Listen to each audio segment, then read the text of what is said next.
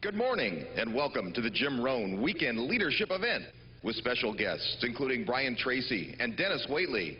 Now, let's meet your MC for the weekend, Chris Widener.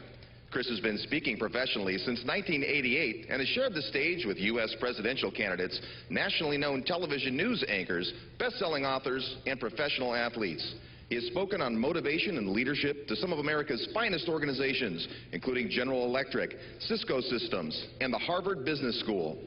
Chris has written over 350 articles and 5 books and has produced close to 30 audio programs on leadership and motivation. His articles appear monthly in nearly 200 publications. Chris is also the featured contributing editor of the Jim Rohn One-Year Success Program. Chris's newsletter, Made for Success, has subscribers in 105 countries, making it one of the world's most widely distributed newsletters on success and leadership. His most recent book is The Angel Inside, Creating a Life of Power and Beauty. Now, let's welcome to the stage, Chris Widener.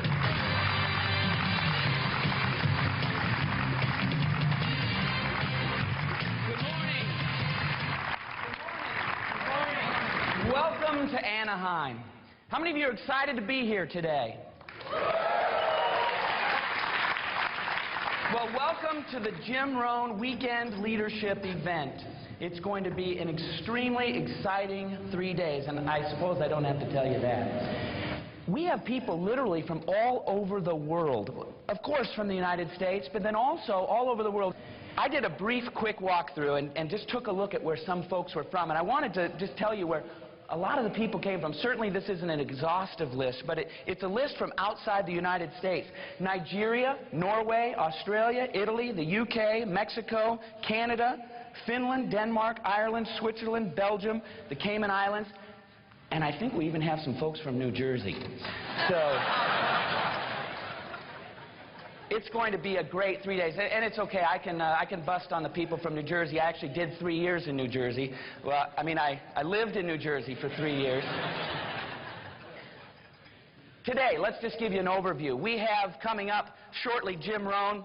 Then later on in the day, the great Dennis Waitley is going to be here with us. And then later on after that, we're going to have Jim back on the stage. And then, of course, we have the teenage session, which is geared for teenagers, but certainly everybody is invited to that, and it's going to be an extraordinary time as well. One thought I want to give to you as we begin this day and this weekend, and it's around the idea of ideas. I love the concept of ideas, because ideas are the seeds of what become our lives. And over the course of the next 3 days with Jim and Dennis and Brian, as well as a number of the other speakers, you're going to get literally thousands of ideas. And I think about the power of ideas. You know, Microsoft started as an idea in someone's mind. The automobile started as an idea in someone's mind. Space travel began as an idea in someone's mind. In fact, the very foundation of our country, the United States of America, began as an idea and a concept inside someone's mind. Truly amazing what happens when we allow an idea to grow inside of us and then transform by action to begin to develop the kind of life that we want to live. And that, to me, is the most exciting reason to be here today. Each and every one of you is going to be kind of on idea overload. You're going to have little ideas that are going to pop into your brain, and what comes into one person's mind is going to be different than what really sits inside of someone else's mind. But take those ideas and write them down. You're going to take lots of notes, and then begin to let them germinate inside of you. Begin to let them grow into something that when you go home, you can place into action. The power of ideas is truly amazing. And there's really no one better at ideas than our first speaker today. Over the last 40 years, he's spoken to about 6,000 audiences. He's written numerous books, many audio tapes, CDs, of which most of you in here can probably name and have experienced and really enjoyed and benefited from. He is a gentleman who truly probably does not need an introduction to you, but I'm happy to be able to be the one to do it. It is my great privilege and my high honor to be able to introduce to you for this weekend, Jim Rohn. Please welcome.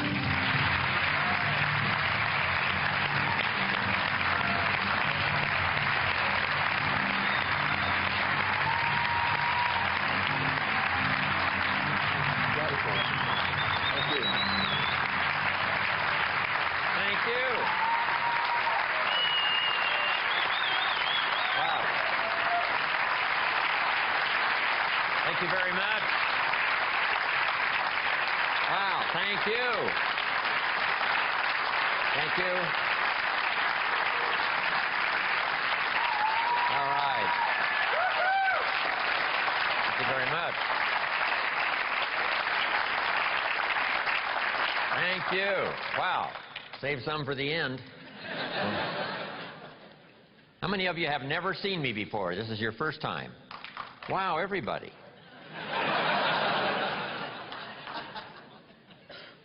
So I'm not so famous after all. Anyway, nice to have all of you here.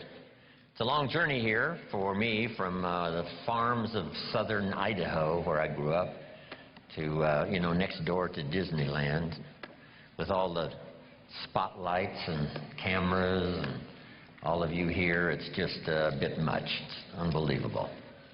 I did my first for-pay seminar in 1963 at the Beverly Hilton Hotel in Beverly Hills, California, called Adventures in Achievement. So this now makes my year number 41. So, a lot of years.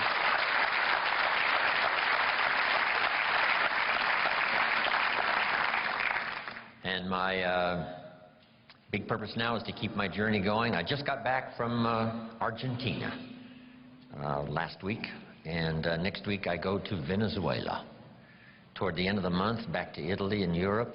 A little later in the year, Asia, South Africa, and Australia, and who knows where else. So from my travels around the world, I just really dropped by to say hello and share some ideas. But I'm thankful for the opportunity to share these ideas one more time. The ideas I want to share with you so dramatically changed my life. I'm always excited about the opportunity to share them, one more time. I quit school at age 19, unfortunately. My reasoning was, I'm smart enough to get a job. How much smarter do you need to be? And with that bit of shallow thinking, I quit school at age 19. A little while later, I went to work. A little while later, got married, started this little family, and I'm out there working hard, doing the best I could. But falling a little bit behind every year. Finally, the creditors once in a while are starting to call, saying, you told us the check was in the mail, and I'm embarrassed by that. And then I'm sure some of you, if you've listened to my cassette tapes or the CDs or heard some of my material, the Girl Scout story finally occurred, age 25. I hear this knock on the door. I go to the door, and there's this Girl Scout, about this tall, selling cookies for the Girl Scouts. I mean, she gave me one of the finest sales presentations I've ever heard. Special deal, several flavors, Girl Scouts, best organization in the world, only $2. And with a big smile, she very politely asked me to buy. No problem. I wanted to buy. Big problem.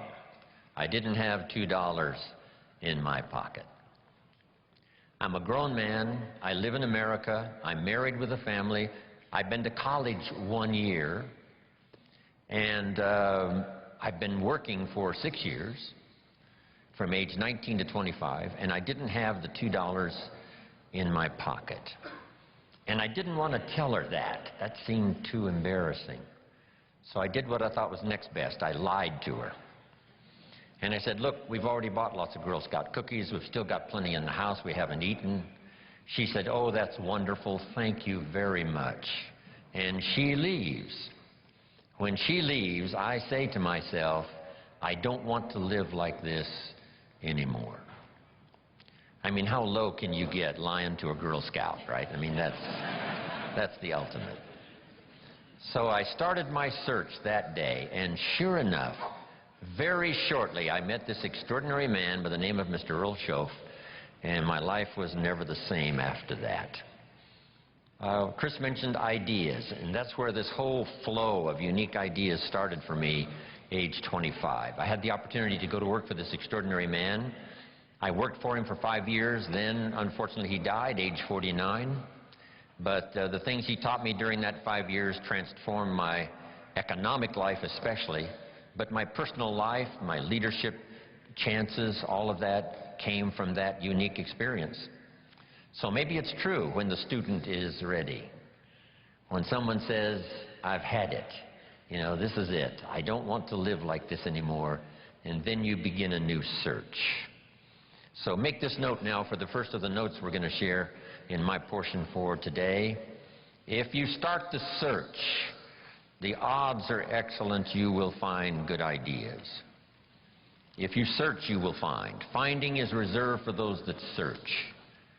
Ideas are not reserved for those that hope. They're not reserved for those that wish.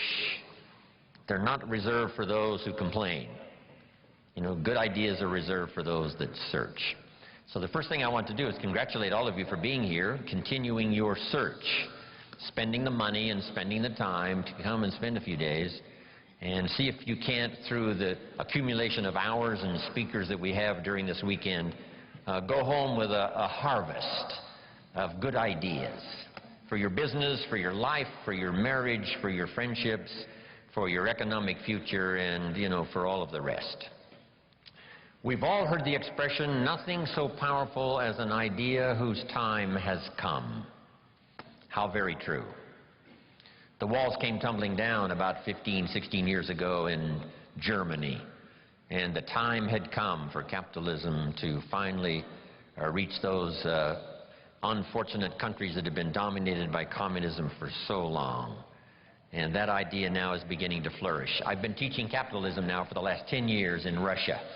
I've made 5 trips to all the major cities.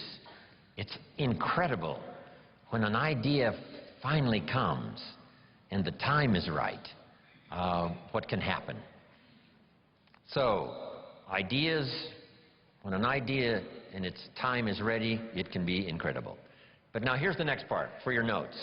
Nothing so powerful as an idea that comes at the right time. And hopefully today for you and the rest of this series of good trainings, this would be a good time for you. Maybe you've got 3 numbers of the lock that needs 4 numbers. And you've already got 3 already dialed in from, you know, the sermons you've heard and the lyrics of the songs you've listened to and personal conversations and meetings and trainings and seminars and books you've read, all of that, right? You got the 3 numbers. And just maybe, this weekend could well be that 4th number for you that you've been looking for. And the lock will open and the door will open, and there could be some real new accelerated opportunity for you over the next few years of your life. So I hope that's true. From what I have to say and from Dennis and Brian and other speakers that are going to share with you, this could be a very important weekend for you.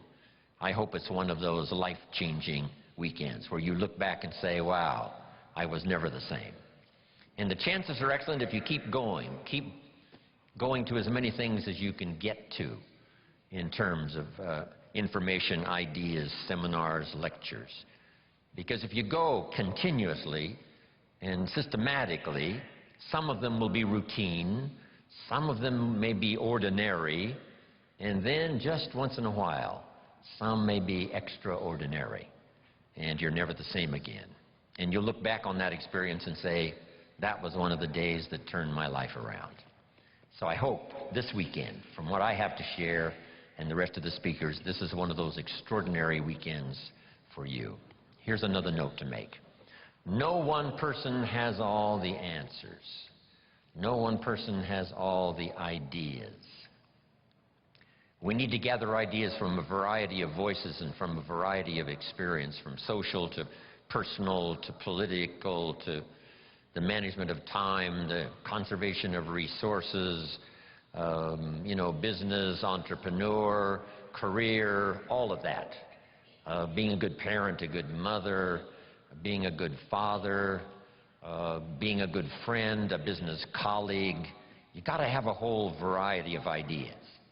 So this weekend, we're going to have a chance for that. Multiple speakers and a chance for multiple ideas to come your way. Next is a little phrase that I'd like to have you memorize.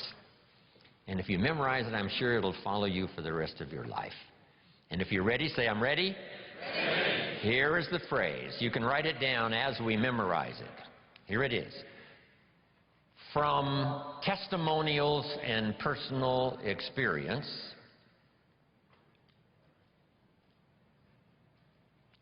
repeat that for me.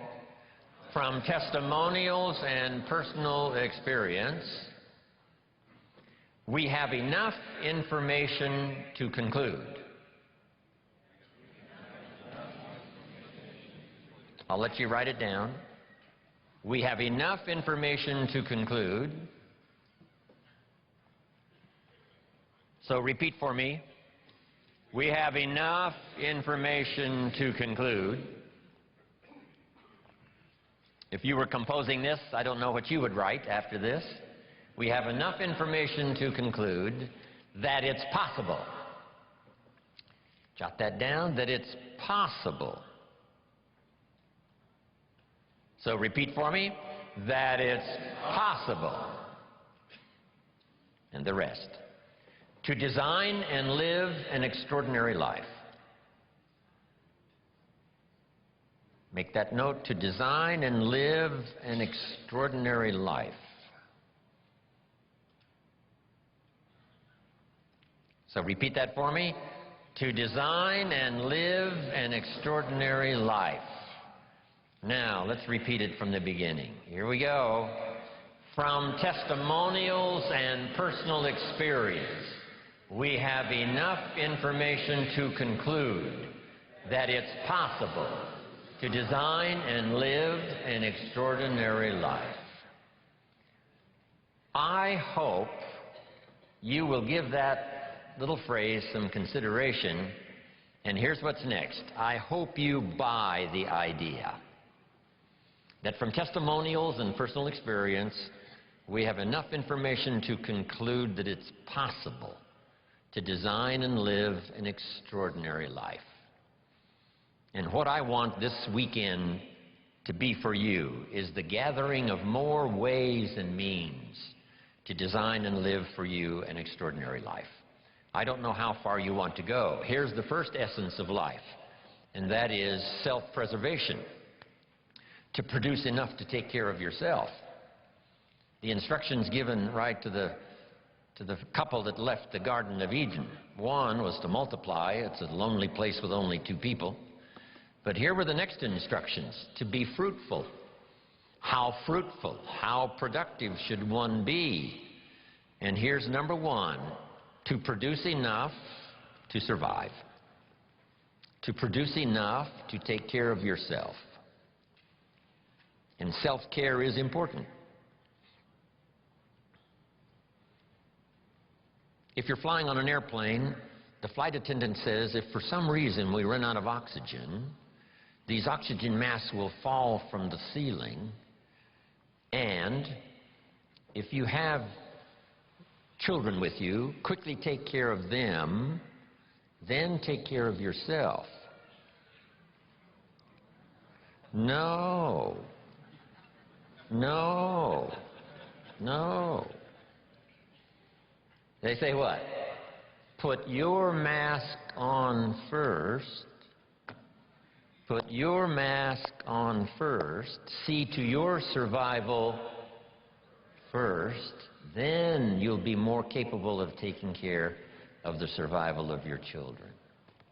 Isn't that interesting? My father had an interesting saying. He said, son, right after me, you come first. I thought, wow, that's okay. I was in business with Bob Cummings, the old movie star. We were in the health and nutrition business together back in the 60s, 61, 2, 3. Bob had an interesting saying. Here's what he said, I'll take care of me for you. Will you please take care of you for me? So the first challenge in life is to take care of yourself. It is to survive. So, to produce enough to survive, to take care of yourself. But now what's next? Well, all alone, it's a lonely life. So let's say the man now chooses a partner. Now he must figure out how to produce enough for himself and his spouse, his wife, his partner. Someone says, well, why do that? Why not just take care of yourself? And the answer is, it's a very small life. It's a very limited life.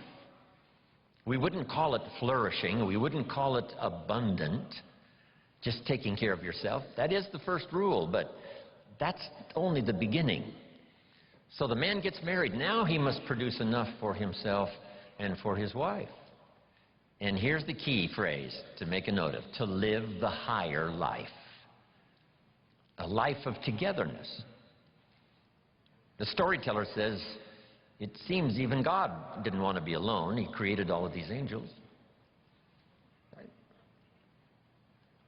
So, to join with someone now, you must produce enough for yourself, for your partner. Now, is that it? And the answer is no. How about children? Let us have children. That's a unique experience. So now if the man has a wife and now he has children, here's the challenge, to produce enough for himself and his family. Now someone says, well, why take on all of that? Why not just take care of yourself? You could, yes, But you couldn't live this more extraordinary life without taking on the responsibility of having a partner, having some children, and live that kind of extraordinary life. So I think everybody would agree. Now, is that the end of it? No. Here's the next challenge: to produce more than you need for yourself and for your family. Someone says, well, now why start being ridiculous here? Yes, produce enough for yourself. Well, yes, if you want to get married, produce enough for yourself and for your spouse. Now, with children, produce enough for your family, but why do more than that? And jot down the answer: to live a more extraordinary life. So now the man produces more than he needs for himself and for his children, so that he can be a person of benevolence, so that he can give and so that he can share. That's the more abundant, that's the more extraordinary life. To produce more than you need for yourself and for your children. Is that it? Let's take it a couple of more steps. How about producing much more than you need for yourself and for your family?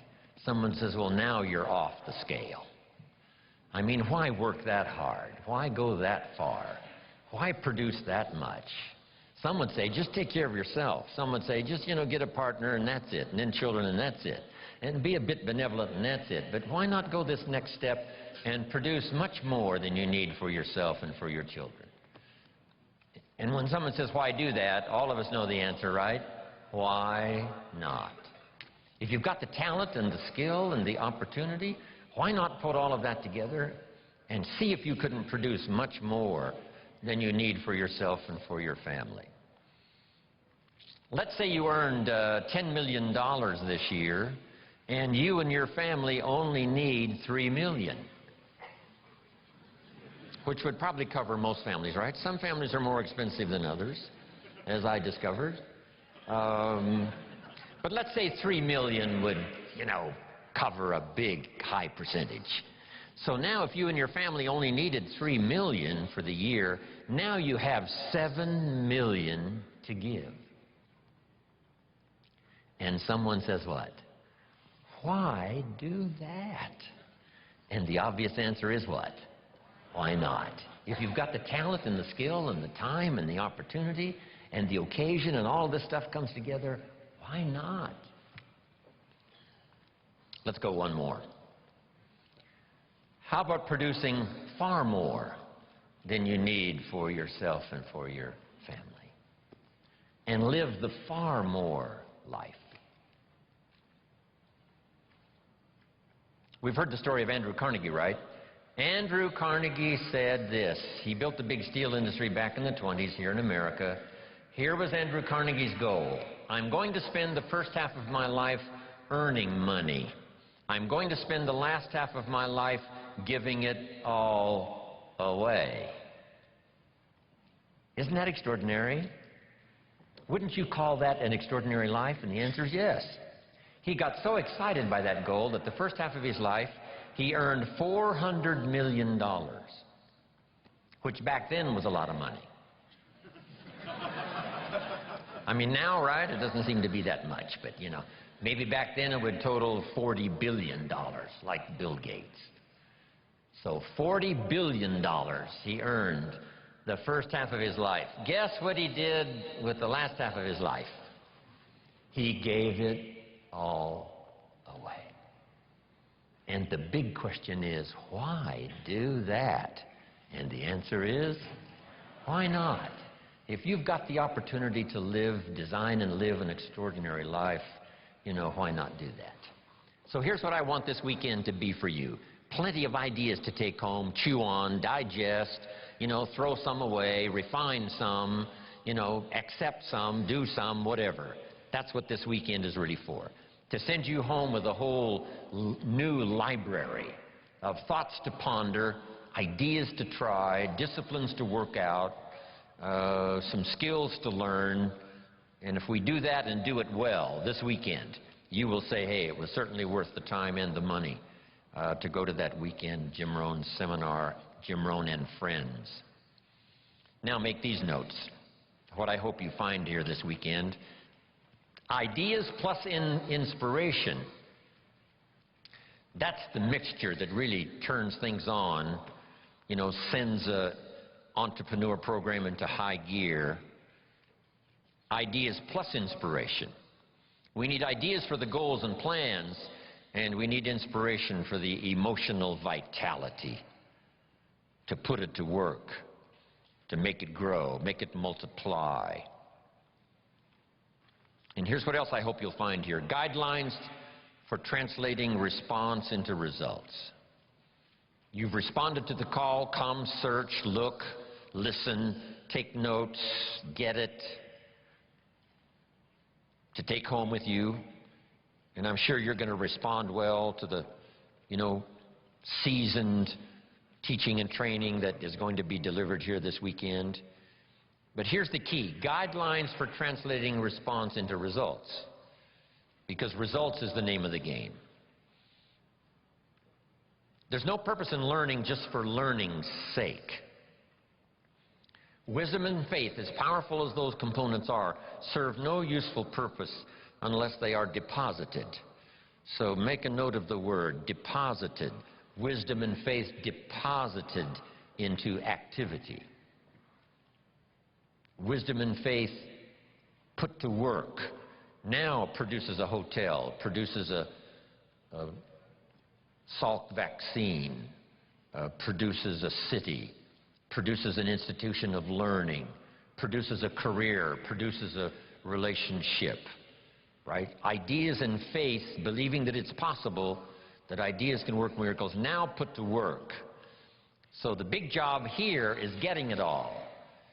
And so now make the next note. Next is going home and translating it into high activity. Good health activity, a better relationship activity, an entrepreneur program activity, a new burst of speed in your sales career, all of that. That's what I'm really interested in.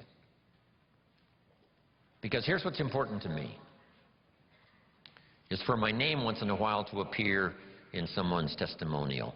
Make that note. It's one of life's greatest experiences, is when your name appears in somebody's testimonial. Somebody says, here's the person who found me. Here's the person who got me started. Here's the person who wouldn't let me quit. Gave me more reasons for staying than for leaving.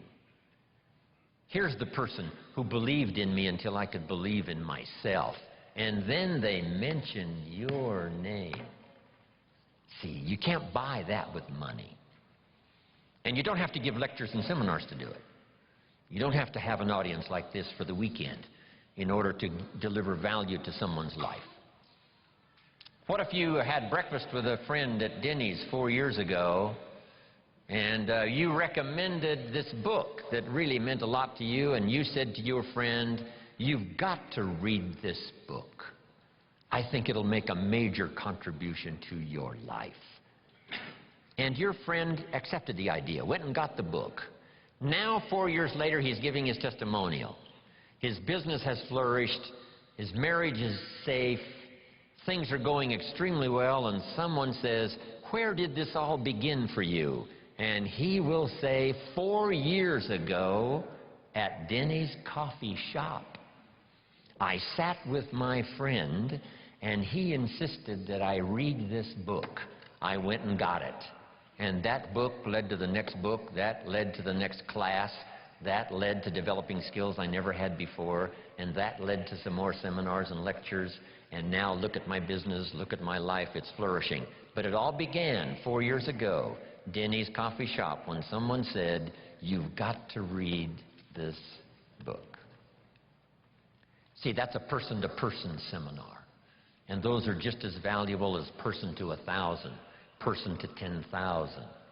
Right? It doesn't matter the number. If you have a chance to deliver, you know, quote a poem, recommend a book, here's a phrase, like I gave you this one to memorize.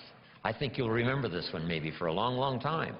Just something that's really extra meaningful to someone, whether it's at breakfast or wherever it is, whether it's for a child or whether it's for an adult, a friend, a business associate. If you'll keep up that process, I promise you, your name will continually appear in people's testimonials. And now I've had this happy experience now for the last 40, 45 years. And so that's one of the reasons why I came here this weekend, right? I don't need the money. You know, I've long ago made my fortune. I take the money, but I don't need the money. But here's what I do need. Continuing testimonials that say, Mr. Rohn, on a summer day in Anaheim, California at the Marriott, I was there that weekend, and something clicked, and the lights went on, and I got the gift of some good ideas. Here's what's happened to me. Then they mention my name. See, that's what I want. Continuing testimonials that come back to me saying thanks for sharing ideas. Okay. To get the most out of this weekend, jot these notes down now. Number one, be thankful for what you already have. Thanksgiving sets up, the situation where ideas can flow. Here's what locks up the doors of opportunity for good ideas, and that's cynicism. All you have to be is a practiced cynic. Cynical about the government, and cynical about politics, and cynical about the future, and cynical about the economy. Cynicism locks all the doors. But if you'll be thankful for what you have, however modest or however much it is, I think that's the beginning of receiving a flow of new ideas. Here's the next one. Be eager to learn. There's already some extraordinary success stories in this room. If we knew how successful, we would give you the podium. I would be happy to take notes. No matter how successful you are, be willing to learn some more. We in the Millionaires Club invite a billionaire once in a while to come talk to us. And he says, well, you guys are doing okay, but, how about stepping up, right? How about multiplying by 2, by 3, by 5, by 10? Come on, you've just gotten started. So no matter how well you're doing, we could all use another idea, a couple of other things that linked together with what you already know could give you a whole new burst of productivity and extraordinary lifestyle. Then to get the most out of this session this weekend, you have to do what we call some tough listening. And sometimes it's difficult to gather up everyone's, attention, because our lives really seem to be going on outside this room. A part of our life is going on here while we're here. But some of us, our kids are out there, and our business is out there, and our career is out there, and our job is out there, and everything is out there. So sometimes it's difficult to bring yourself within the, framework, inside these 4 walls, and just really concentrate and do your best to get it all. Because I know how meaningful ideas can be. The name Earl Shoaff, still rings in my mind. I'm 25 years old. After the Girl Scout story experience, I'm introduced to a man who I had a chance to go to work for, and over the next 5 years, the ideas he shared with me not only made me rich, but gave me the foundation for a long-term career of sharing ideas, building business, making profits, hopefully wise investments, made an extraordinary contribution to my life. This unique man, he only went to the 9th grade in school. So the things he shared with me over that 5-year period were very simple, very ABC. But that's where I got all of those simple phrases. Let me just review some of them for you very quickly. For things to change for you, you have to change. I kept hoping the government would change, and taxes would change, and prices would come down, and things would get better. And then he said, for things to change for you, Mr. Rohn, you have to change. Wow, what a new revelation. Next, he said, don't wish it was easier, wish you were better. All of this started me on this unique journey of what I now call personal development. Here's another one. This is, don't wish for less problems, wish for more skills. It's not less problems that makes you successful, it's more skills that makes you successful. I tried to convince him by showing him my paycheck that I wasn't doing well, and I blamed it on the company. And I said, this is all the company pays. He said, no, that's all the company pays you.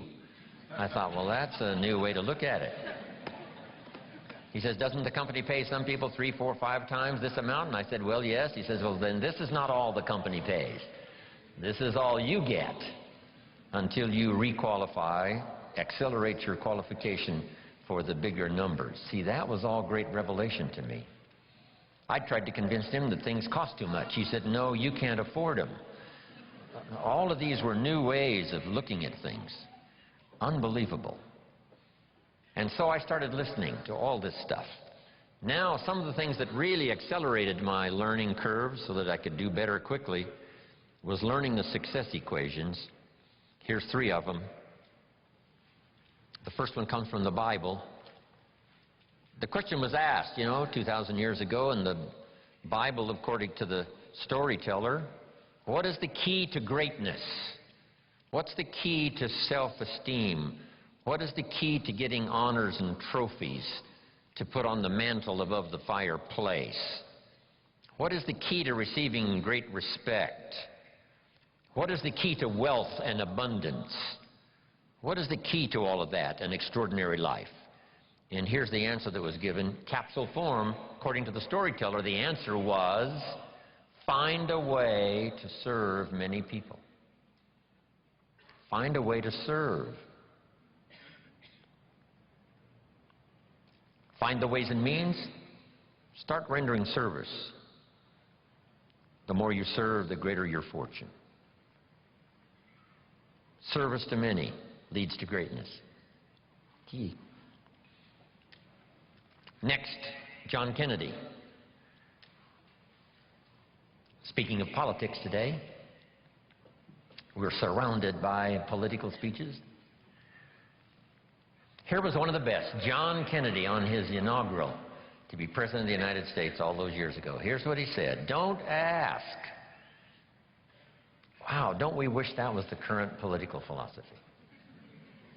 Where is John Kennedy? Where is he? John said, don't ask what the country can do for you. Ignore these promises of what everyone's saying, what the country can do for you. He said, don't ask what the country can do for you, but ask what?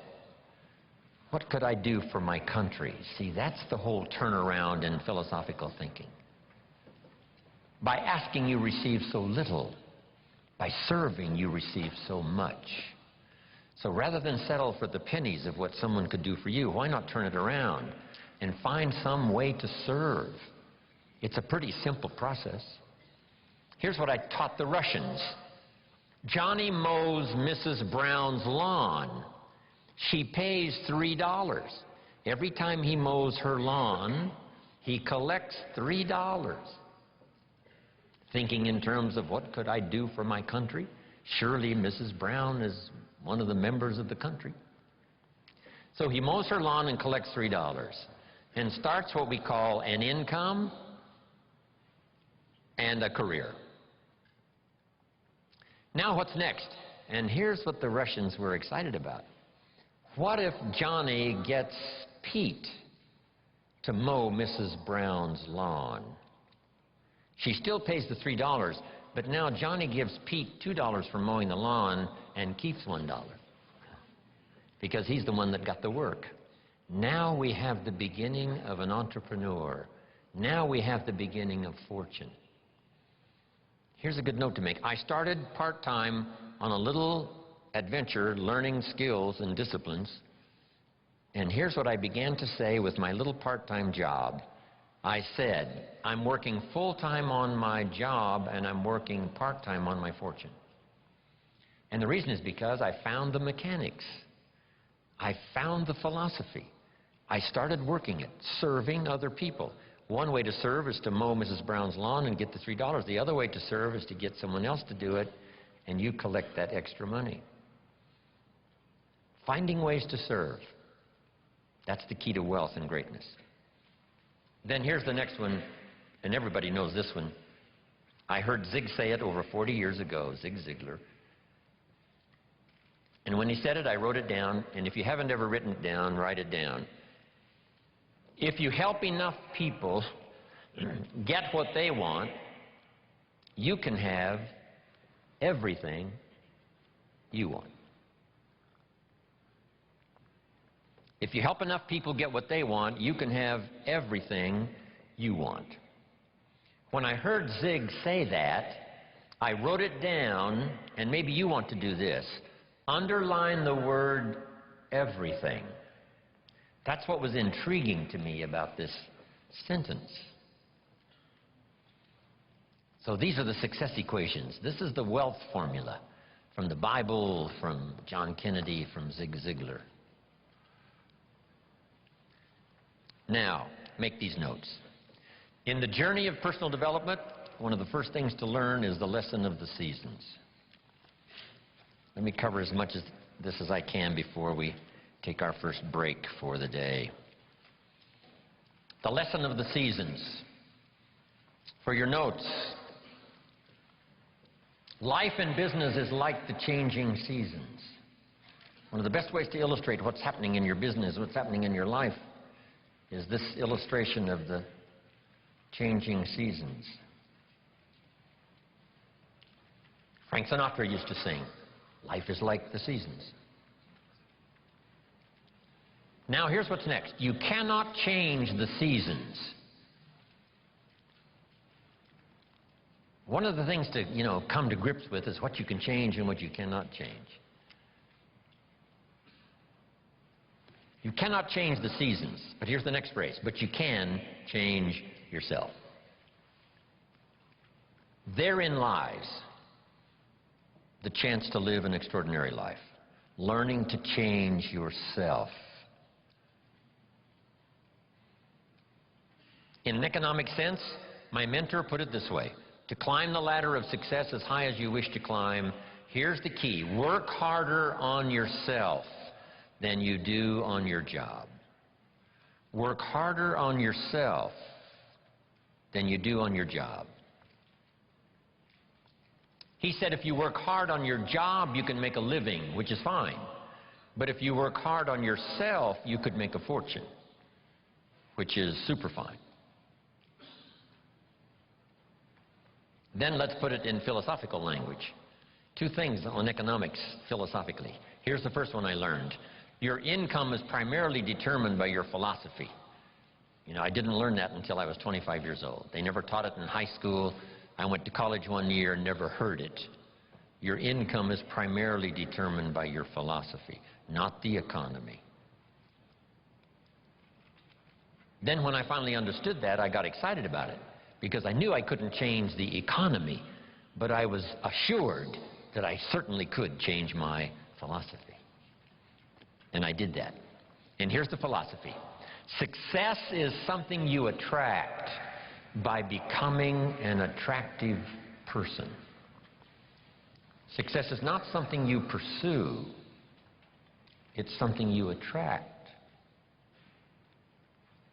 So the key to the better economic future is to become an attractive person with an attractive personality, an attractive list of skills, your knowledge of the marketplace, your ability to deal with a variety of personalities, all of those things that anyone can learn with a bit of study, practice, repetition. So the key is, you cannot change the seasons, but you can change yourself. But let's talk about the seasons, just in a brief outline here. Number one is the winter time. I don't know where we've caught you this weekend. Maybe it's spring for you, maybe it's summer, you're toughing it out, maybe it's harvest, you're cashing it in. If we knew the story, we'd let you lecture. But maybe for some of you, it's one of those winter times. Personal winters, social winters, economic winters. There's a variety. So what about the winter? Make this note, it always comes. So you got to be prepared. Hopefully you've done your homework. You're ready and prepared for this winter more than you were some others that have come into your life where you were less prepared. Make this note of a Bible story. It's very important because it's one of the great lessons of life. I'm an amateur on the Bible, but here's what the storyteller says. There were two nice people. So make the note now, two nice people. Not one good and one evil, but two nice people. However, and that is the drama of life. However, two nice people. However, one built his house on the rock, and the other built his house on the sand. Two nice people. Meaning it's possible for nice people to be casual. It's possible for nice people to be careless. And sometimes you can be careless and lose your life. Not evil, just careless. In Los Angeles now, when the light turns green, if you're in your car and you're there at the intersection and the light turns green, you better not go. For 2 or 3 seconds, waiting for the maniacs that are running the red light, crossing in front of you, even though the light is green. That little extra bit of caution, rather than being aggressive, little bit of caution could very well save your life. Here's a father who loves his family. He's an honorable citizen. He makes good money. He contributes to the community, his church. He's a good man. But this morning he's in a hurry in Los Angeles, late for an appointment, and he's pushing it with his automobile. He comes to the intersection and the light turns red, and a little voice in his head says, "Go ahead, you're late. You can make it." And now he's dead. You don't have to go to Iraq to lose your life. You don't have to be evil to lose your life. All you have to be is a little careless at an unfortunate moment. So the key is to be not overcautious, but to be cautious. Don't build your house on the sand. Now add this note now. We're all tempted. When I was growing up, there was a cartoon of a little boy, and it showed this little boy with a little devil on one shoulder and a little angel on the other shoulder, both whispering in his ear. And the little devil said, "Go ahead and do it, it'll be okay." And the little angel says, "No, no, no, no, no, no, it won't be okay." "Yes, go ahead and do it." "No, no, no." How often does that occur for all of us? Every day. Go through the red light, it'll be okay. We must beware, okay? Not to be careless, not to be casual, and build your house on the sand. The same is true with your health. Don't build on the sand. The same is true with your career. Don't build on the sand. The same is true of being in business. Don't build on the sand. Build on the rock. Because even nice people can make careless decisions, casual decisions that accumulate over a period of time. And those could be the winter. Now, here's the note to make. Some winters are of your own making, and some are not. Some are just the winter experiences. Maybe the whole country goes through it. It was a long time of winter for the Russians who lived through the communist system for about 80 years. Long winter of political despair, lack of freedom. But what's the key to the winter? Here it is in simple language. Hang in there. I mean, you know, winters don't last forever. Some are difficult and some are easy, but they never last forever. The night always comes after the day, but it doesn't last forever, just a few more hours. And if you hang in there, say your prayers, gather a little strength, you can make it through the winter and the night. So winter time. Here's the next season now, the season of spring. Make this note. My definition of spring: opportunity. Spring is not a guarantee that you're going to have a harvest, but it's an opportunity to plant one. It's not a guarantee that things are going to go well and you will accumulate what you need, but it is an opportunity to do so. Springtime is opportunity. Now, it's usually a very short season, especially where I was raised in farm country Idaho. So here's what you must do with opportunity. Seize it quickly. Don't let it just come and go. When the window of opportunity is open, to borrow a little space language. When they get ready to shoot the rockets or off into outer space, there's a window, they call it, of opportunity to go, not go, when the weather's right and whatever. But if you wait a little too long, the window closes, and it takes a while for it to open back up. So this is the key. Take advantage of the spring, such a short season. In some places, they got those big tractors with the lights on them going around the clock in the short season of spring to make sure that the seeds are planted. Take advantage of opportunity. Take advantage of opportunity to meet someone who could be a colleague for your future career. Take advantage of the day when it arrives, because the day will soon finish. Take advantage of the year, because it will soon close. Take advantage. Now here's the next season.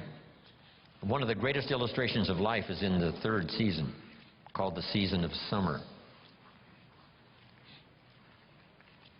And here it is in simple capsule form. In the summer, you must do two major things. Here they are for your notes. Number one, nourish and give life like a mother. Nourish and give life like a mother. Next, protect and defend like a father. This is called the work of summer.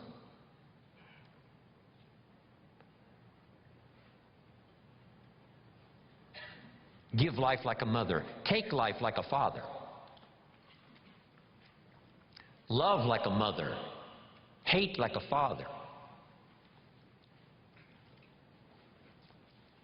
Any father would say to whatever threatens his family, take 2 more steps toward this family, you'll cease to exist. I'm father. I protect, I kill if necessary. So you've got to nourish your garden, and then you've got to protect it by fighting the weeds and the bugs that are out to destroy it. As soon as you've planted, the busy bugs and the noxious weeds are out to take it.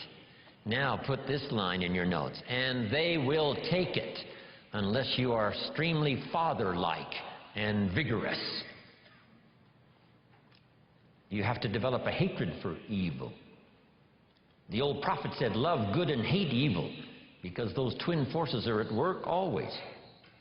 Even in the beginning of the beginnings, Lucifer, according to the storyteller, tried to take over God's throne, didn't succeed, and so began the story of the creator and the spoiler.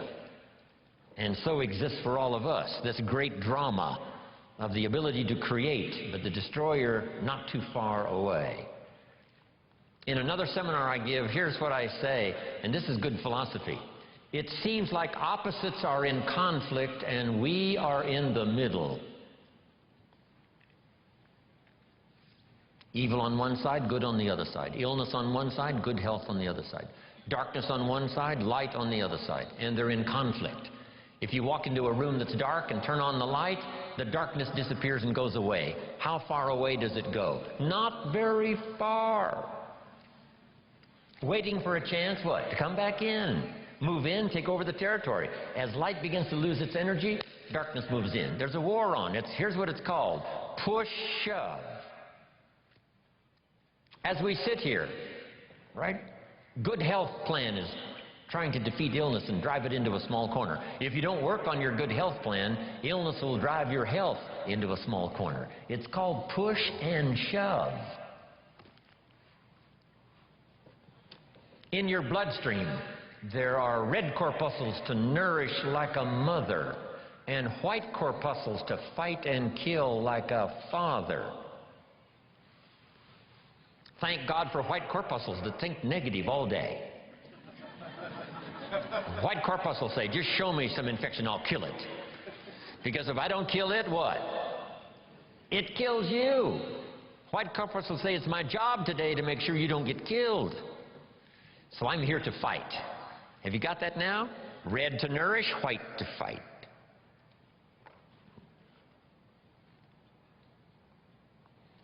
So here's the key now. Cooperate with the positive side. of this war of health and illness? What if in this struggle the body calls for a banana and you send it a Coca-Cola?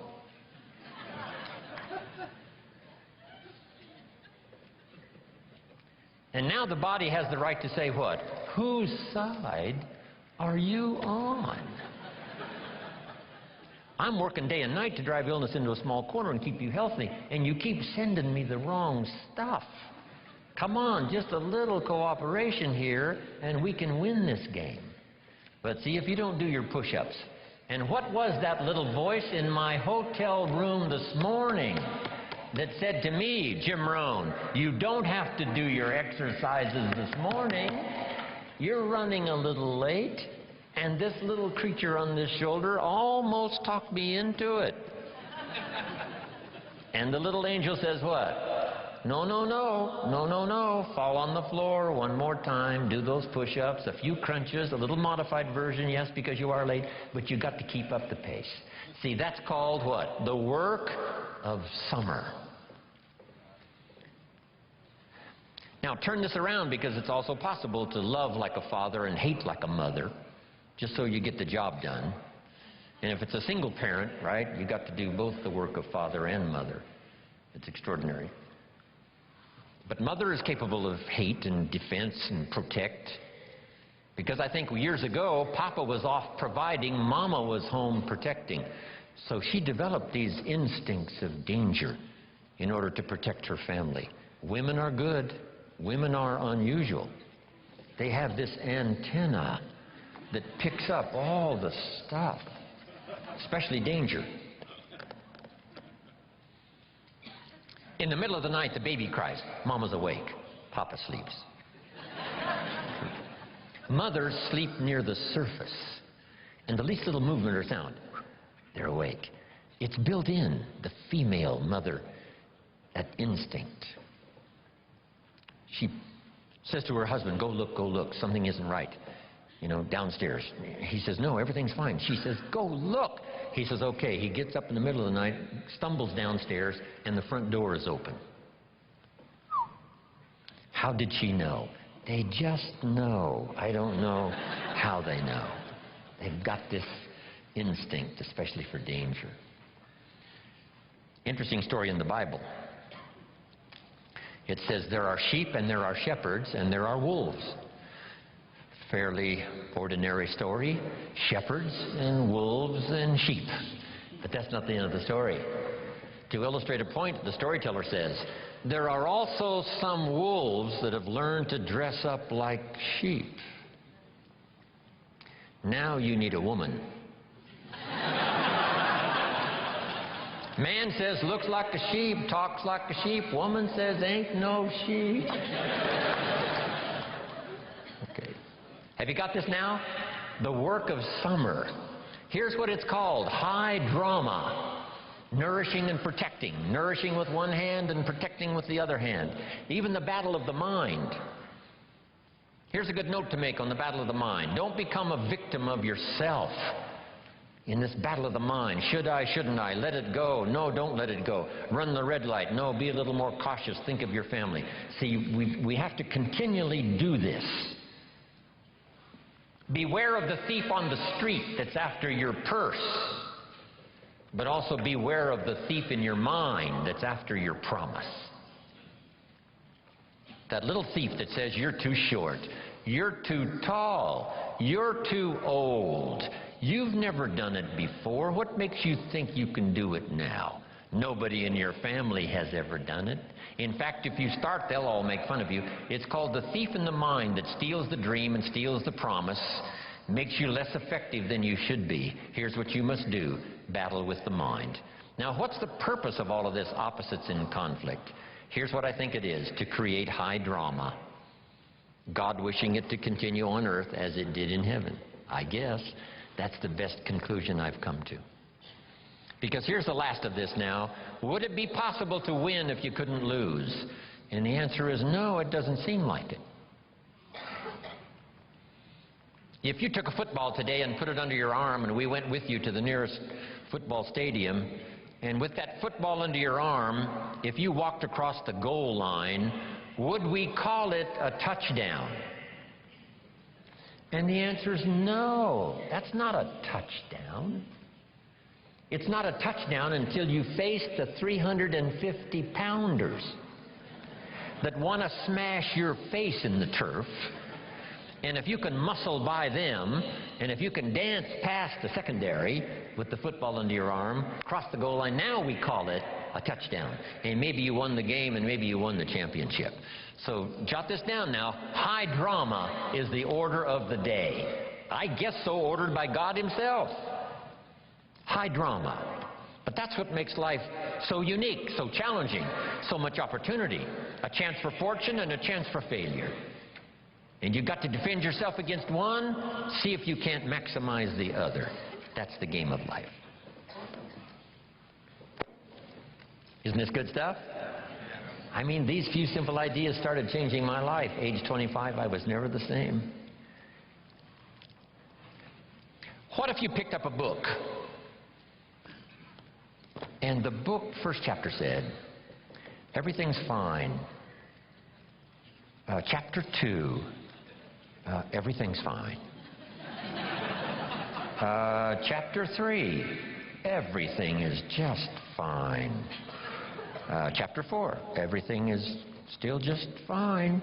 Would you finish this book? And the answer was no. What kind of a book is this? So the book on your life story is not going to be this. It's going to be filled with the full dramas of the highs and the lows and the winter and the spring and the summer and the harvest. So have you got that now? The third season, do the work of summer. Be both optimistic and vigilant. Two great words of antiquity. Here they are. Number one is behold. That's the word from antiquity. The positive word is behold. Here's the other word, beware. One of the interesting bewares in the Bible is a little story that says, beware of the little foxes that are spoiling the vines. It doesn't look like it. You know, I come from, farm country, Idaho, where I make a little wine and grow a few crops. And you can look at a vineyard, hey, it looks okay. But this old story says, just because the vineyard looks okay, you got to look a little closer. The little foxes may be eating the vines. So whether it's a personal relationship or a business opportunity or your future or your life or the management of your time or your health or whatever, I'm asking you to behold the possibilities and beware the dangers. That's the key. And all of that we call personal development. Now here's the fourth season. And I've got a lot more notes for you to cover. How many of you have one page of notes already? Okay, one. I want to send you home with a whole basket full. From myself, Brian, this is going to be one of those extraordinary weekends. Dennis is here, other speakers are here. You're going to have a full load to take home. Okay, here's the next season now, the season of harvest. Make this note now on harvest. In due time, and for those who qualify, in due time, and for those who have obeyed this extraordinary law that says life was not designed to give you what you need. Life was designed to give you what you deserve. If you didn't plant in the spring, then no harvest comes your way. If you planted little, then you're not going to receive a lot. And here's the key now for the harvest. Number one, whatever it is, offer no complaint and no apology. If it's a fantastic harvest, you offer no apology. If it's not much, you offer no complaint. That's the highest of maturity. No apology, no complaint. But here's what you can do no matter what it is. Go back to work in the spring. Because, write this down now, spring always follows winter. If the harvest wasn't good and the winter was tough, the promise is another opportunity will come your way.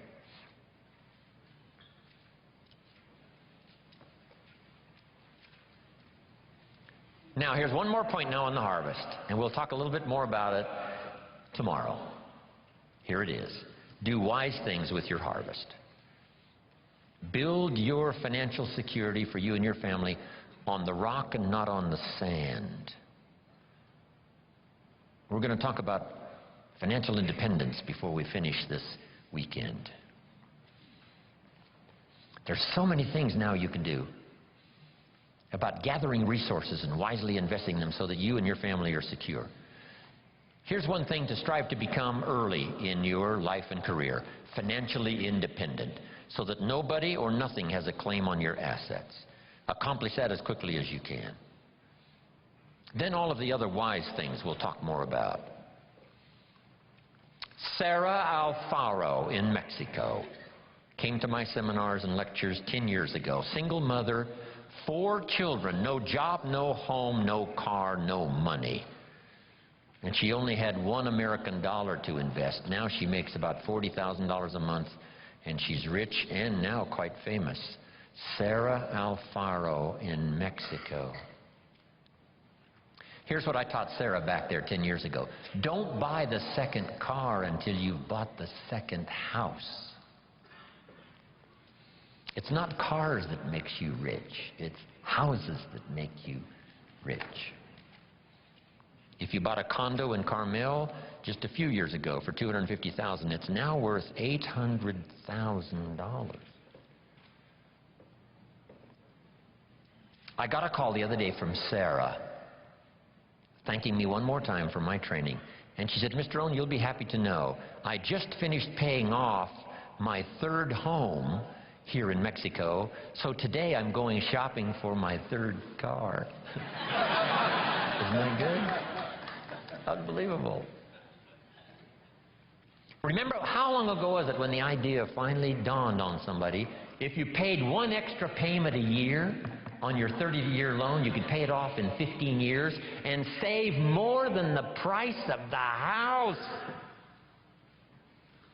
Wow.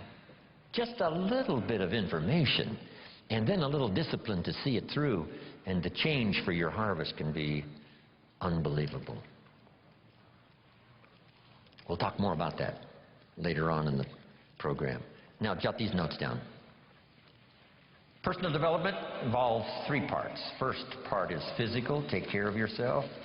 My mama studied and practiced health and nutrition when I was a boy growing up, paid off. Extended my mother's life at least 20 years, according to the doctor. Mama was a fanatic. Mama was a health nut. Some of the stuff she mixed up for me and my father and for herself, she would say, if this stuff don't kill us, I think it's going to help. And we would gag this stuff down. Mama read, Mama searched, Mama tried. Back when, vitamins and all that stuff was fairly new when I was a kid growing up. Mama did all that research. My father lived to be 93, never had a major illness. Mama extended her life 20 years. My father never did retire. When he died, his paycheck was waiting for him. Thanks to my mother. And I've been in splendid, excellent, good health all my life. And come September, I'll be celebrating birthday number 74. Right? Thanks to Mama.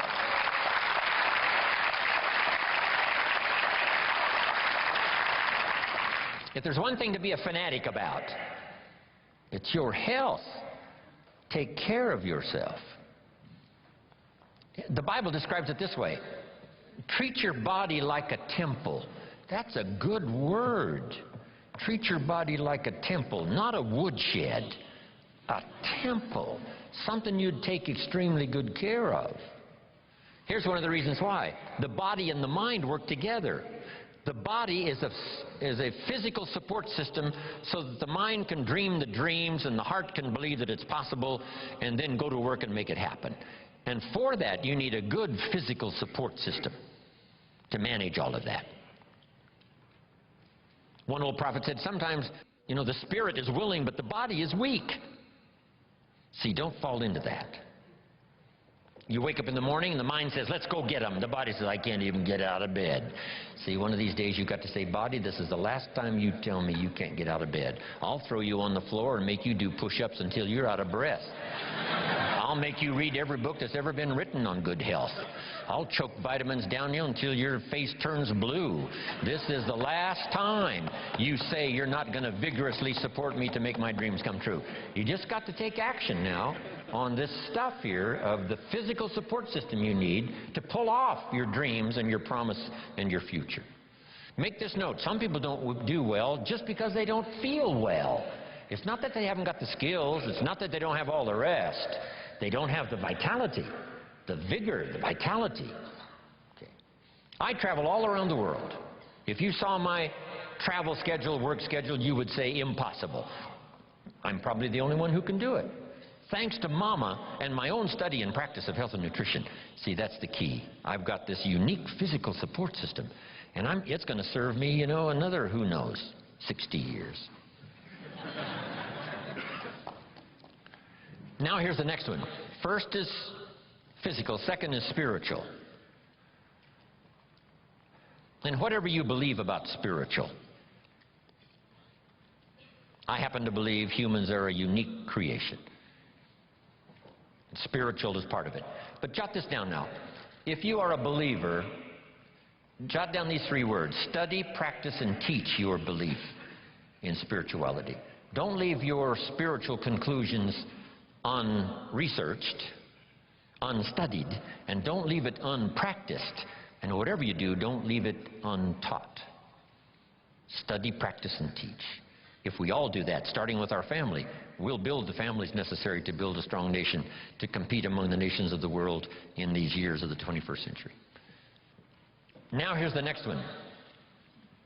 The physical, the spiritual, now the mental. Your mind, exercises of the mind. Build your library, I say in one of my other seminars. The books that can see you through.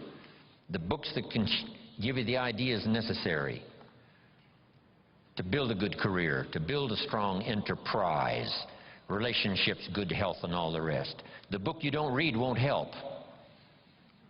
Now here's part of the exercise of the mind, a good debate, right? We're engaged now in the great political debate with the election coming up in just a few months.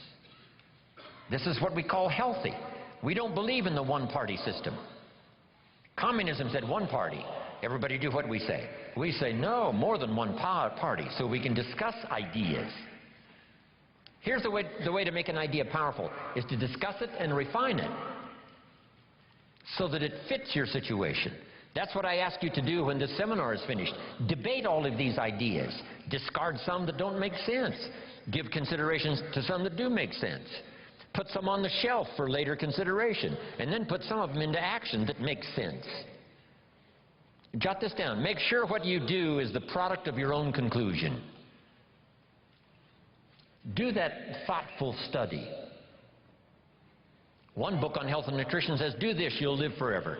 The second book says, if you do what that first book says, you'll die young. So what should you do? Which book should you follow? And this is one of the important answers of the weekend. Neither one. Read both books and make up your own mind. You engage in the debate. What makes sense? What seems to be or not to be? Because as close as we can get to the truth is to say, it seems like. That's as close as all of us can get. We can't say it is. None of us can do that. We can say it seems like. Opposites are in conflict and we're in the middle. It's what it seems like. Our experience proves, and the storyteller says it started early. That's what it seems like. God is interested in high drama. That's about the best we can conclude. We can't actually state the truth, except what it seems like. But engage in thoughtful study and vigorous debate. Sometimes you can debate with others, right? And share ideas. What did Jim Rohn mean by this? Well, I'm not sure that's important to our life. Someone else says, no, I think it is. Engage in this debate.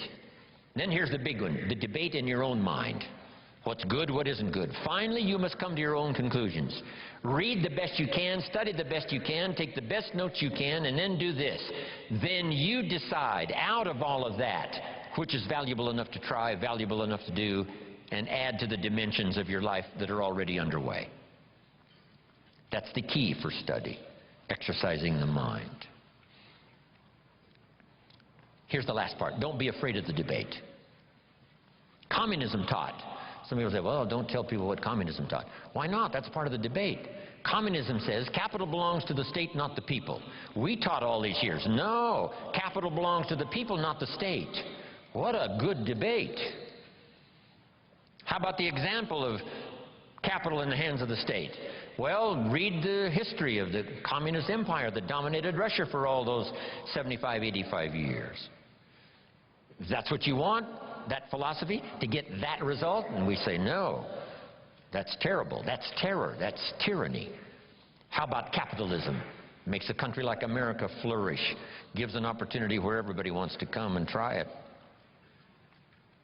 Engage in the great debate, whether it's your health or relationships or your future. Don't be afraid of the debate.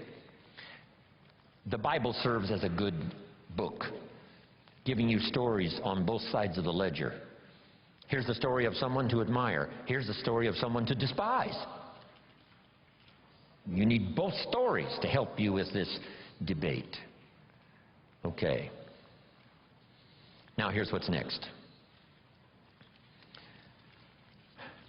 Develop these 5 abilities in your personal development quest. To be the best you can be, produce all you can, far more than you need for yourself and for your family. If that's your philosophy and if that's what you want to do, something extraordinary, it's possible to live an extraordinary life. Here's the challenge, and it's going to be working here this weekend. Number 1, develop the ability to absorb, the ability to get everything. I don't know what all you've planned here, but you know, be in every class you possibly can. Just stay as long as you can. We're going to take enough breaks, I think, to make it easy for everybody. We all recognize the mind can only absorb what the seat can endure. I want you to know we are mindful of that. But the key is not to be careless in the gathering of knowledge, not to be casual in the ideas that could double your health, triple your income, accelerate your career, secure your fortune, amplify your harvest. So don't be careless in the gathering of ideas. Absorb every one you possibly can. Here's the next ability. Develop the ability to respond. Let life touch you. Let the stories touch you. Let the drama touch you. 12 months ago, I was in India. I lectured in 4 major cities in India. That was like my 4th visit to India. Once again, I was touched by the drama of such extremes of poverty and wealth. If I was given the assignment, Mr. Rohn, see what you can do with India, I would say, what could I do? What could I do? Where would you start? Let the drama of that affect you. Make you more sober in your reflections about life. And then say a prayer that what you couldn't do by yourself, maybe a collection of people can do. Maybe the future will find some answers. A prayer would help. Let life touch you, but don't let it kill you. Let sad things make you sad. Let happy things make you happy. Don't shrug off always the, those times of bitterness that come and sadness that comes, and your heart is struck like a bullet, hits it. I'm not saying give in to it. I'm saying let it affect you, because that's part of the drama. The old prophet said what? There's a time to laugh and there's a time to cry. And then it said, be so sophisticated that you learn to laugh with those that laugh and also learn to cry with those that cry. Allow yourself to be touched, moved by the drama. Be touched by good ideas. Be touched by opportunity. Be touched by someone's unique little sentence that might cause you to open your eyes to see things you never saw before. Here's the next ability. Develop the ability to reflect.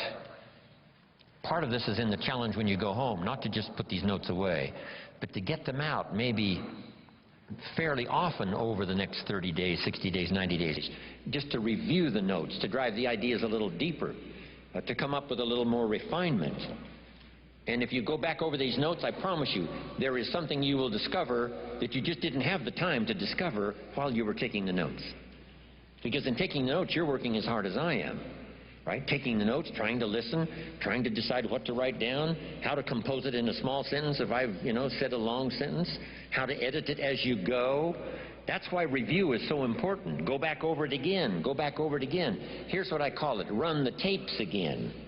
The tape in your mind and the tape from your notes, and see if you can't capture something you might have missed, or to develop an extension of something you got now that by going back over it now you can see, now I see. Here's what I could do with that might multiply the value of my life by 2, by 3, by 5.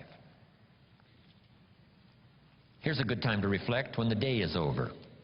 How did it go, and who did you see, and what did you say, and what mistakes did you make, and what did you leave out that you could correct tomorrow? Reflect at the end of the month.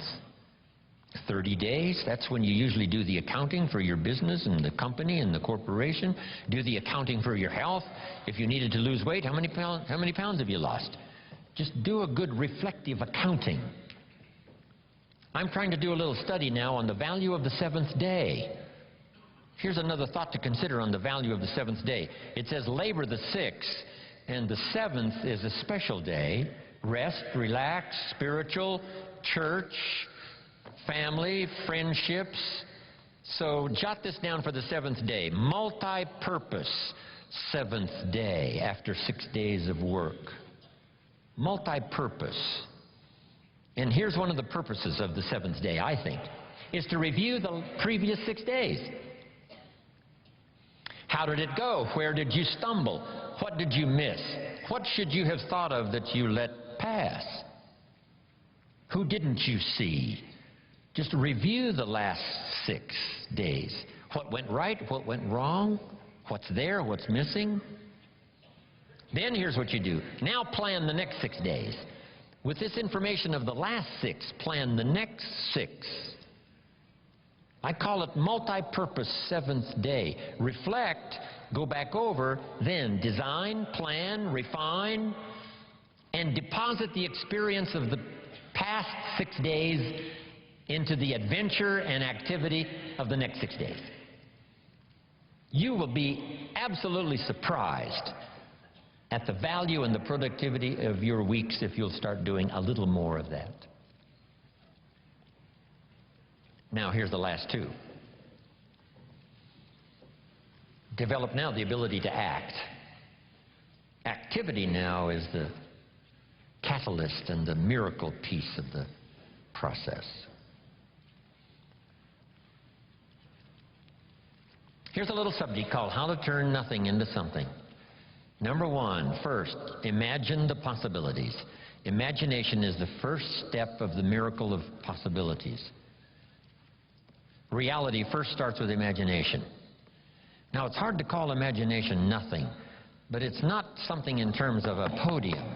It's not tangible. So it's hard to say how to turn nothing into something, because nothing is, there isn't anything that's nothing. Everything is something, even if it's the imagination, it's something. Einstein once said, there's nothing faster than the speed of light. And Bill Bailey, one of my mentors, current mentors and longtime friend, said, maybe here's something faster than the speed of light, and that's thought. It's possible that thought could be faster than the speed of light. How fast can you think back and think ahead? I guess we can't say the exact same instant, but all we can say is it seems like the exact same instant. You know, if you don't know the truth, you can't say that's true. And if you're not a scientist, it'd be, a little out of order to say, yes, this is true. But here's what it seems like. It's possible to think back and ahead at the same time. I mean, how fast is that? To think back and think ahead. But it's one of those marvelous capabilities that we all have, and in your personal development quest of getting stronger and more vital, both physically and spiritually and mentally, now use this exercise to think back and gather more experience. Think ahead how to apply it, so that the experience now multiplies in value by 2, by 3, by 5, by 10. That's key. Now, how to turn nothing into something. Number one, imagine the possibilities. Today, if we had a chance to hear everybody's testimonial of how you got where you are, some of you went from nothing to something, some of you went from pennies to fortune, and if we had a chance to hear everybody's story here today, took the time, guess what those stories would conclude? Those stories would conclude the possibilities are absolutely endless and unlimited. So number one, imagine the possibilities. Read an inspiring book one more time, how someone went from nothing to something. The story of a Sarah Alfaro who started with $1, now she's rich. Wow. The possibilities, they're unending. Now here's the next step. Imagine that some of the possibilities are possible for you. We call this now faith. Now we start with imagination, now we generate faith. What generates faith? Faith is generated sometimes when the testimonial closes like this. If I can do it, what? You could do it. I started behind. I started under the basement, not in the basement. I started with debt, not surplus. I didn't start with pennies. I had no pennies. Debt's up to here. Finally got it turned around. Now everything's flourishing. That's what we want to hear. And then someone in a testimonial like that says, hey, if I can do it, you can do it. Here's what that does. Reassures our faith. Keep reading, keep listening to the testimonials. One, that excite the imagination as to the possibilities. And number two, helps faith to occur. That what's possible for one is possible for another. Now here's the third step of faith. Or the third step in the miracle process. To deposit your imagination and faith into high activity. Disciplined activity. Not just activity, but skillful, disciplined. Take the classes to learn the skills. Get around people that'll teach you the disciplines. And then deposit your imagining the possibilities and believing that it's possible for you. Deposit that now into what we call high activity. Make this note now. Activity finishes the miracle process of turning nothing into something. Activity finishes the miracle process. I'm positive that's why the formula was given of 6 days of working miracles and 1 day of rest, to ponder how it's going. How is my miracle working process working? Have I missed some? Devote 6 days to the working of miracles. The 7th day to rest and reflect and go back over, and a bit of study. Yes, spiritual, yes, church, yes, synagogue, yes, family, yes, social, yes, friends. But see if you can't now come up with a plan to increase your activity or refine your activity. Sharpen it so that it produces major results. Here's the next one. Take joy in the work. I couldn't wait to get here today to share my story one more time. I'm already pondering the testimonials that may come out of a class like this next year, a year from now, 5 years from now, if I happen to meet some of you and you say, on that summer weekend in Anaheim, I finally got it. The lights went on for me. Something you said and something someone else said finally made sense. And I hooked it together, and here's what's happened. That's going to be extraordinary. Right? That's why we're here, to do this work. I was excited this morning about being here. Couldn't wait to hear what I've got to say. A lady asked me one time, she said, Mr. Rohn, over the last few years I've been to your seminars now several times. Every time I see you, you're all excited. Things seem to be going great for you. How do you stay so excited all the time? And I said, I think it's because I attend all these seminars.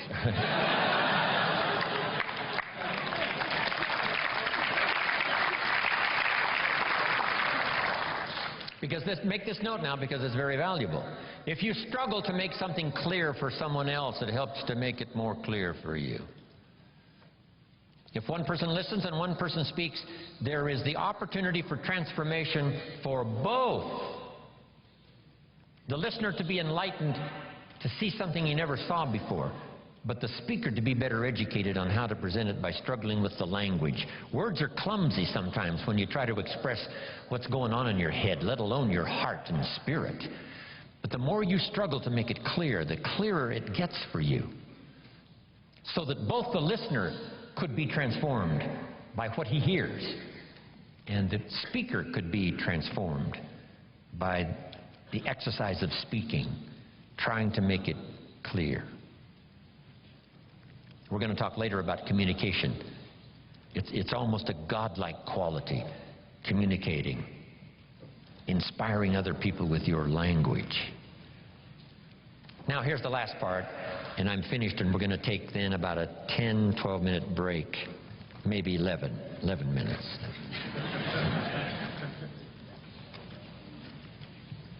Here's the last one. Are you ready? Say, I'm ready. For the last one, develop the ability to share. Not just your money and your resources.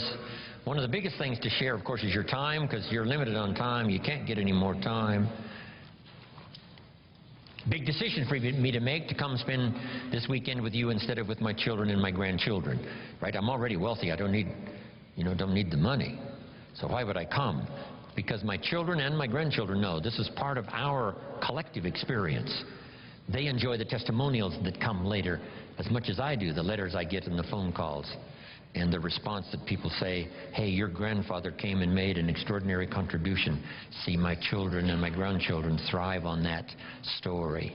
So they were willing for me, instead of being in Carmel, sitting on the sand at the ocean where my grandchildren live, I'm here in Anaheim, California, spending this time with you. But I gladly do it. Here's why. It's an investment time for me to share, so that later comes the harvest. One, the harvest is by working hard to make it clear for you, I'm getting as much as you are. But then later, hearing the testimonials.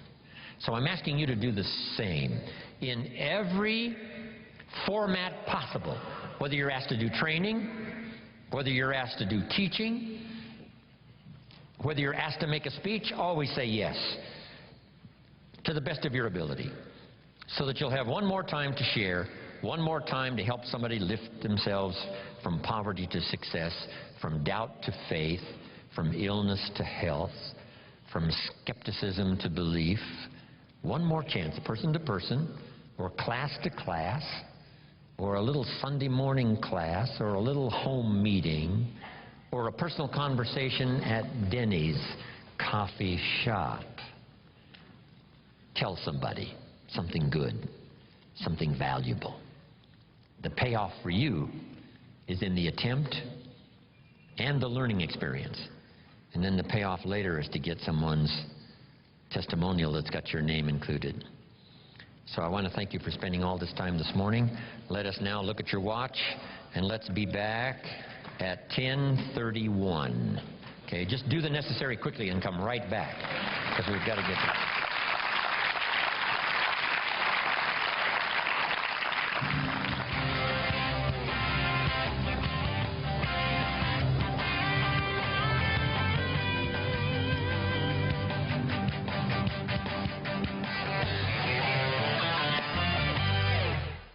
Hi, my name's Jeff Roberti. I live down in Sarasota, Florida, and I've been in network marketing now for 20 years. I got introduced to Jim Rohn back then. He's one of my original mentors, and some of the things he shared with me just changed my life forever. I've been a big student.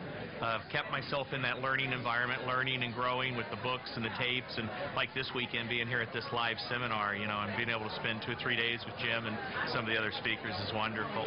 And it's changed my life. I was a broke waiter, and in the last 20 years I've been able to earn in excess of $50 million in the network marketing industry. So thank you, Jim. him, and thank you so many others.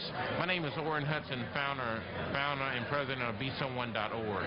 Oh, it's like getting a blank check on the future. I've learned so much, and some of the principles that I've learned for the last 30 years that I've known Jim Rohn has really transformed my life.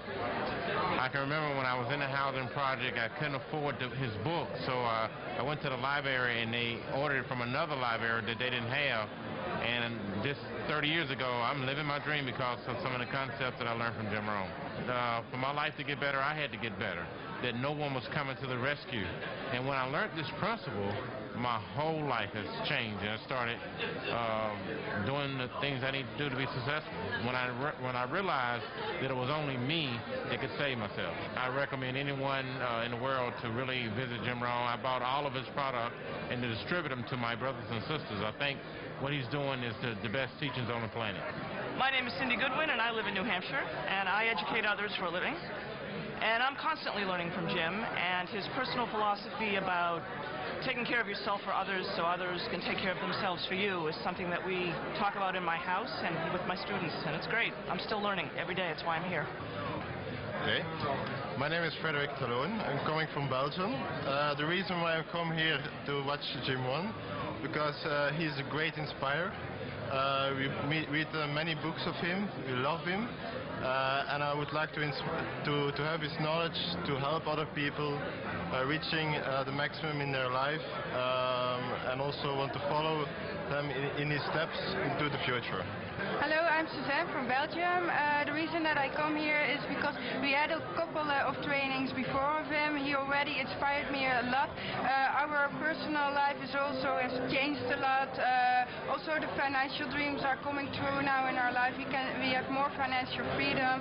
We help also a lot of other people also improve their life in health, but also in financial freedom, and it's really changing a lot of people, and that's what we like about Jim Rohn, and that's what we want to give. That's the reason why we are here. Hello, I'm Geert Wels, also from Belgium. Almost 1 year ago I started with the 1-year plan from Jim Rohn, and the first 3 months already was incredible what happened. Just unbelievable in 90 days. So when we get the possibility just to attend the event, for me the decision was quick made. I want to go to see everything live and see what happens afterwards. It's just incredible.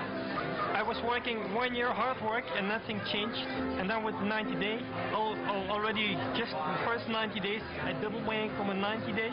I get a huge organization, a lot of people who like to work with me. I like to work with the other people. It was just incredible, only the start already. My name is Michael Bennett. I'm from Phoenix, Arizona, and I'm in direct sales, and I love Jim Rohn. When I first heard his tape about planting seeds, I listened to it like 15 times.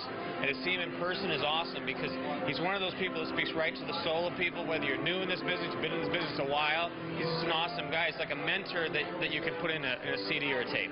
If you want to understand the cream of the crop and understand where it all comes down, come see Jim Rohn. Listen to Jim Rohn because he's the guy that taught most of the other people that inspire and motivate us.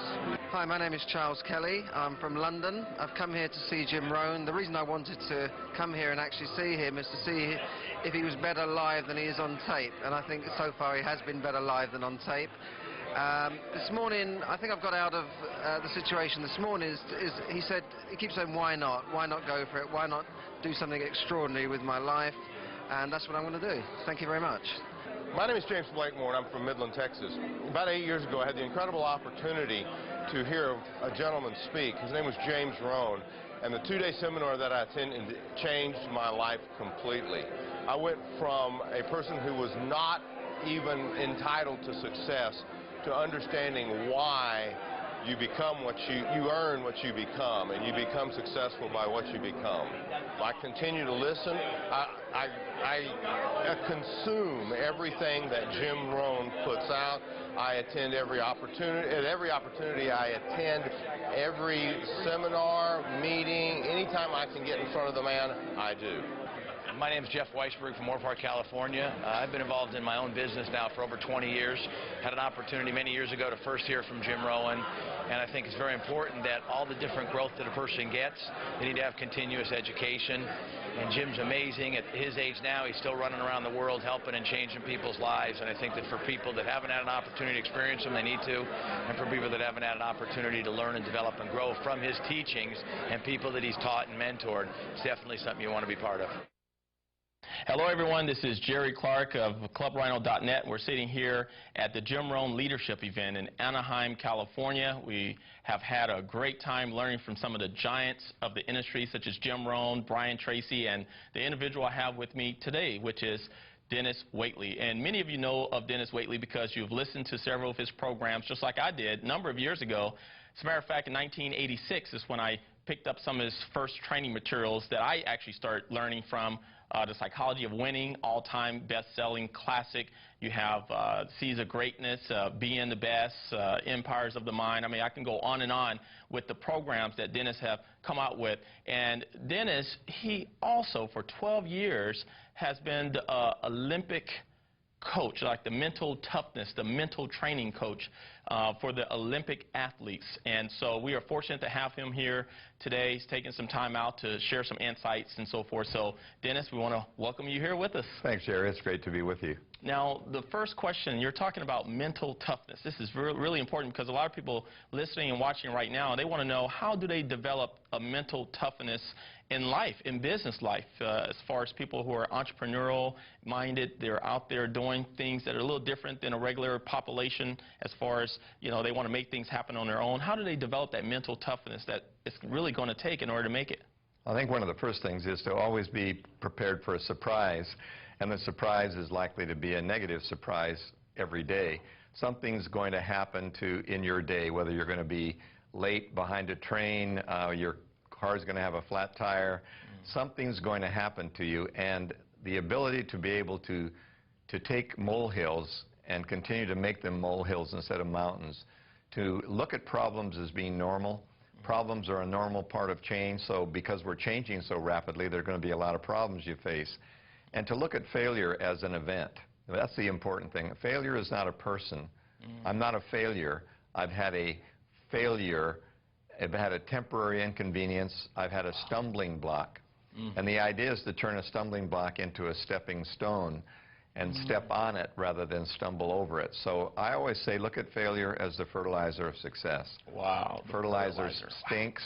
It smells, you know, I mean, you put it on your grass and say, wow, that guy's just fertilized his lawn. Sure, you fertilize your life with your mistakes. You don't wallow in them, you don't lay in them, you don't roll in them. You pick yourself up off your mistake and you learn from it and try not to repeat that same thing again. But you look at it as a temporary inconvenience. It's a detour. It's a detour in life is a failure. So are these the same principles that the athletes, the Olympic athletes use when they, or maybe they're in practice or so forth, and they do a routine and it doesn't work out the way they really felt it should have worked out, or they're actually in the Olympic Games and they don't win that gold medal? Typically they don't just give up and say, oh, forget it. You know, typically they come back 4 years later and they go at it again, and they're doing years and years of practice just to get back to that point. So are you saying it's the same type of mindset that it takes to be a champion in athletics that it takes to be a champion in business? Absolutely. There's two times when you use it, before you perform and right after. So it's called simulation and then replay. Wow. And the replay after a failure is as important as the replay after a success. So the idea is when you miss, you say, that's not like me, I'm better than that. That's not like me, come on, get with it. So you teach an athlete to slap his thigh and say, come on, that's not like you, let's get with it. Let's get going now. Come on, let's get back on it. Let's get back on the ball. And so I'm learning myself in my life. I say, come on, Dennis, that's not like you. You're a lot better than this. You're better than this, so let's get back to where we belong here. Let's remember what we've learned. Let's slow down, take a deep breath, focus, relax, concentrate, and follow through. Next time, we'll get it right. The important thing is to look at a failure as an event, a single performance that you must take and make lead back to the original goal. The problem is most people say, oh man, I blew it. Oh, gee. And they rest on that, and they reinforce that mistake instead of taking it and correcting it to the target. So it's really important to do target correction. So basically what you're saying is that it's just all these are mental strategies, mental tools that we can use as kind of like reforming our self-talk. Instead of saying the negative, disempowering type things, say the positive and empowering type things. And so in order for a person to get to a point where they're used to doing that, because initially it seems like they have to consciously think about, making sure that they say an empowering word or empowering phrase. So to get to that point, does it require, your regular reading books, going to seminars like the Jim Rohn leadership event we're at right now, listening to tapes and so forth? Does it require those type of things to even get to that point? Or can anyone who hasn't even done a lot of personal development just say, hey, I'm going to choose to have really good self-talk? Well, it's pretty hard to go cold turkey on anything, mainly because you don't really stop a habit, you replace a habit. And if it's habitual, a habitual way of talking or feeling or explaining, I call it the positive explanatory style versus the negative explanatory style. So I like to explain the explanatory styles. Yeah. Well, I like to interview people, and I ask them how it's going. And I ask them, what kind of day is it for you? And if the weather enters into the picture, then I know that it's not mental, because the weather is an external factor. So if the externals in life are the things that determine whether you have a good day or not, you're being, if you will, you're a thermometer. A thermometer is a passive device that lays there and tells you how the world is doing on the outside. A thermostat is what you set on the temperature that you want, then it controls the air conditioning and the heating. If you look at your body and brain as the hardware in your computer, and you look at the software as the things you put in your mind, you have a software program that drives the hardware. So the software is what you need to program with the instructions to have the computer follow directions. And so you tell the computer what you want it to do, and the software program determines the outcome of what the computer does. Most people don't know how to program their software to get the outcomes they want. And the sad thing is that most people's software has already been programmed by someone else. No question. And so now they're operating on that, right? Every day. Yeah, it's being programmed by the evening news. It's being programmed by sitcoms, reality TV shows, commercials. They tell us what to eat. They tell us what to buy. They tell us how to dress. They tell us what to think. They tell us who to vote for. And we just listen and we say, wait a minute, I'm too smart for that. I'm not going to pay any attention to that. Too late. Wow. Observation, imitation, repetition. Right. Habit, practice, secondhand smoke, secondhand violence, secondhand. It goes in and sticks. And even if we don't want to do it, we do it anyway. That's called the perception to buy. The advertising manipulates perception, so you buy what they want you. And the same thing is true with self-talk and controlled thinking. Makes you control your habits so that you do maybe what's good for you. And the question is, who's putting what into your mind? Is it junk food in your mind, or are you putting in some stuff that really makes your mind work well? Wow. And so basically what you're talking about is that even if someone says, I'm not really watching TV to watch the TV, I have it on. So, they might be sleeping and they have the TV on.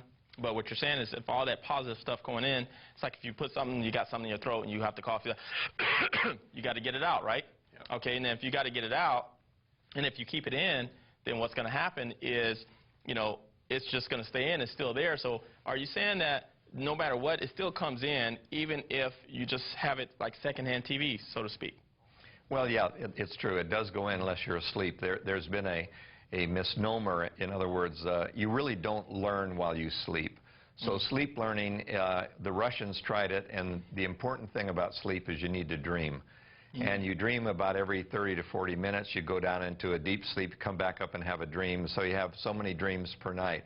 If you tried to learn stuff while you're asleep, it would interrupt your dreams, and you would be irritable, and you would actually be a little bit paranoid. So the best time to get inputs is when you're relaxed, not paying any attention to it.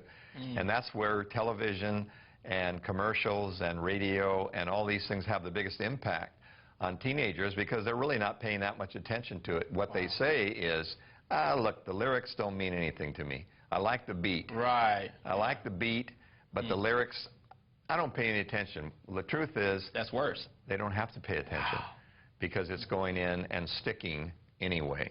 So in order to reprogram ourselves then, it's going to take just a constant, you know, injecting ourselves, so to speak, with, you know, like materials that you've come out with over the years. Seeds of Great Psychology of Winning, which is one of the best-selling audio programs of Nightingale Conant of all times. Going to events like this, like the Jim Rohn event, going to your different trainings that you do, just constantly bombarding or saturating your mind. It's kind of like a reverse brainwashing, so to speak, because everyone tells me, they say, Jerry, you're just brainwashing people, you know, when they come to my seminars. You're brainwashing people and so forth. And I just say, hey, they've already been brainwashed. No, it's the opposite. You know, it's called dehypnosis. Dehypnosis. It's dehypnotizing what they've already been hypnotized, because hypnosis means sleep. Hypno from sleep. So hypnosis is when you learn when you're relaxed and you repeat things, but you didn't remember that you learned them. So you dehypnotize people by helping them take in stuff that's good for them, rather than not recognize they're taking in stuff that's bad for them. Wow. So obviously you have to read a lot of books, listen to a lot of programs, listen to positive radio, watch the Discovery Channel, watch National Geographic, listen to great music, and go out to ethnic restaurants and watch people who are doing great things, and you know, really get involved with people who are trying to make a difference in the world. And the next thing you know, you say, wow, some of that stuff's rubbing off on me. Now, what do you say to someone who's, you know, they're watching and they're listening right now, and they're saying, you know, one of the things is that I listen to tapes and I read the books and so forth, but when it comes to really taking action, sometimes I might start to take an action, and then I kind of like stop. So they're not able to be consistent with the action they know they should be taking, and so they end up procrastinating. What do you say to people like that? Well, I say that's the little voice inside you that tells you you can't do it. It's the voice of fear. We all have that little voice inside of us. So what you say to them is find someone who will keep you honest by making you accountable by having a buddy. And the buddy says, wait a minute, you and I said we said we were going to meet at 6 o'clock in the morning, and I showed and you didn't. Come on. You said you were going to be there. And when you announce to somebody else that you're going to do something, you kind of make a commitment back and forth to a friend. So it's really important maybe not to try to do it alone, because by ourselves, I'm a great procrastinator. I was going to go to the program, but I put it off. You know, I went to the memory program, but I forgot where I put the tape.